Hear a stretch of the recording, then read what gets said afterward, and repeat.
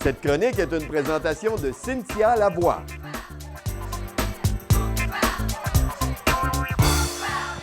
Bonjour tout le monde, Cynthia Lavoie, experte en créativité et innovation.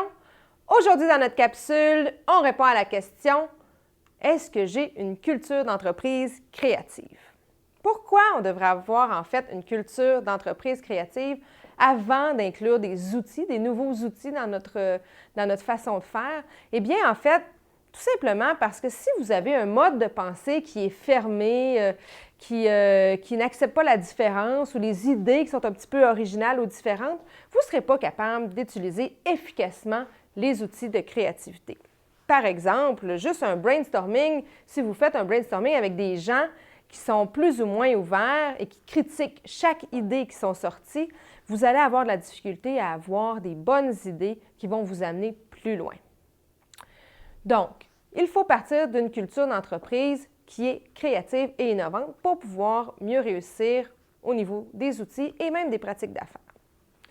Je vous pose donc quelques questions que vous devriez vous poser pour savoir si votre entreprise est une entreprise plutôt éteignoire ou une entreprise plutôt étincelle. Par exemple, la première question qu'on pourrait se poser, c'est chez vous, est-ce que les gens sont toujours d'accord? Hein, tout le monde est d'accord. Moi, je suis d'accord, tu es d'accord. On est toujours d'accord, on réussit toujours à avoir des décisions en consensus. Si oui, bien, posez-vous la question, peut-être que les gens chez nous, dans notre comité de direction, dans les équipes, au travers avec nos partenaires, même avec nos fournisseurs, nos clients, est-ce que tout le monde pense un peu pareil? Si oui, bien, peut-être que vous avez une culture d'entreprise et des gens dans l'entreprise qui ne vont peut-être pas vous amener aussi loin que vous pourriez aller.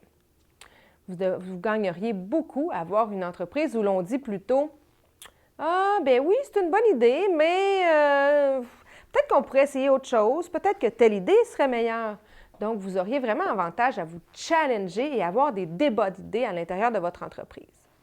L'autre point, c'est est-ce qu'on entend souvent chez vous le « oui, mais ». Chaque fois qu'on donne une nouvelle idée, par exemple, les gens vont être portés à dire « Oui, mais on l'a déjà essayé. Oui, mais on n'a pas d'argent. Oui, mais on n'a pas le temps. » Donc, on se trouve toujours des raisons pour ne pas mettre en place les idées. Dans une entreprise créative et innovante, on va plutôt parler du « oui et ». Oui, c'est une bonne idée et je pourrais t'aider et on pourrait utiliser telle ressource et on pourrait aller voir telle personne, elle pourrait nous aider, etc. Donc, dans les entreprises créatives, on va beaucoup plus utiliser le « oui et ». Ensuite, peut-être chez vous, on entend parfois « Bien voyons, il vient de quelle planète, lui? » Si on entend ça encore là, on voit que la différence est peut-être plus ou moins acceptée chez vous. Donc, ce qu'on veut entendre, c'est plutôt « Bien, OK, c'est peut-être une bonne idée » ou entendre le « oui et » à ce moment-là. Finalement, dans votre entreprise, est-ce qu'on entend le « Trompez-vous pas ». Hein? Faites pas d'erreur. Malheureusement, créativité, innovation, ça rime aussi avec essai-erreur. Essai va toujours avec erreur. Ça arrive qu'on fait des erreurs. Donc, on a des risques à prendre dans une entreprise. Si vous pensez ne jamais vous tromper, vous n'êtes pas dans une entreprise créative et innovante qui va pouvoir vraiment avancer.